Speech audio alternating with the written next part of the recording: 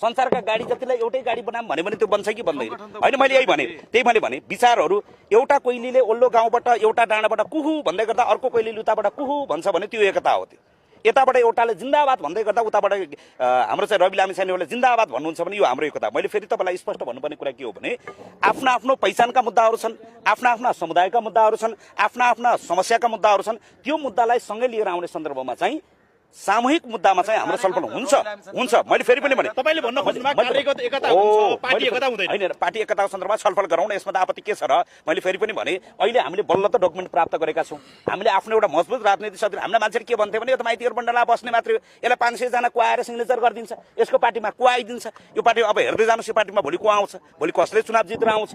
त्यसैले गर्दाखेरि मान्छेले जसरी हेपेर बोलेका थिए हामी हेपेको पात्र होइन भन्ने सन्दर्भमा मात्रै एउटा कुरा हो। दोस्रो कुरा कुलमान घिसिङ, रवि लामिछाने, बालेन शाहहरू, हर्क साम्बाङहरू, गोपी हमालहरू, नयाँ राजनीतिक शक्ति जतिले पनि निर्माण गरेका छन् ती सबै राजनीतिक शक्तिहरूसँग हामी हातमालो गरेर जानु। अब तपाईले बारम्बार 60 लाख दलितको कुरा उठाउनुहुन्छ हैन, यो चोटि कति लाख दलितले भोट हाल्लान् तपाईलाई? जति लाखको अब मतदाता मैले हैन मतदान परिचय पत्रमा, मतदाता परिचय पत्रमा जतिको मतदाता परिचय पत्र छ उहाँहरूले भोट हाल्ने हो। दलितको मात्र किन? तपाईँ मलाई भोट हाल्नुहुन्न, कमलजी हामीलाई भोट हाल्न तयार हुनुहुन्न, यो देश हामीलाई भोट हाल्न तयार छैन।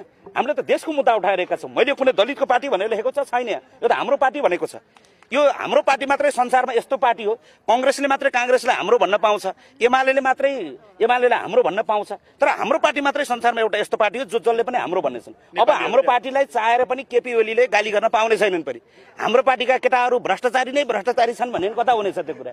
हैन, हाम्रो पार्टीका केटाहरू त फटा छन् भन्ने भयो भने अब उहाँले आफ्नो पार्टीको उसमा उभिएर चाहिँ भन्न सक्नुहुने छैन। त्यसैले आकाशको घाम जति सबै हाम्रो भन्छ केपी ओलीले, एमालेहरूले जंगलका रुख जति सबै हाम्रो भन्छ जसरी कांग्रेसले, फेसबुक, टिकटक, युट्युब भरिका जति पनि लाइक छन् नि ती सबै हाम्रो हुनेछ। अब आजबाट लाइक गर्ने कि नगर्ने सोच्नु होला, अब आजबाट सोच्नु होला। त्यो लाइक गरेको चाहिँ हाम्रो पार्टीलाई हुनेछ फेरि, त्यो यतातिर चाहिँ अब यो चाहिँ हाम्रो नाममा रजिस्टर्ड भइसकेको छ। यो लाइक चुनाव चिन्ह जे छ नि यो अब चाहिँ फेसबुकको लाइक दिँदा अब केपी ओलीले लाइक थिच्ने कि नथिच्ने एकचोटि विचार गर्नु होला फेरि।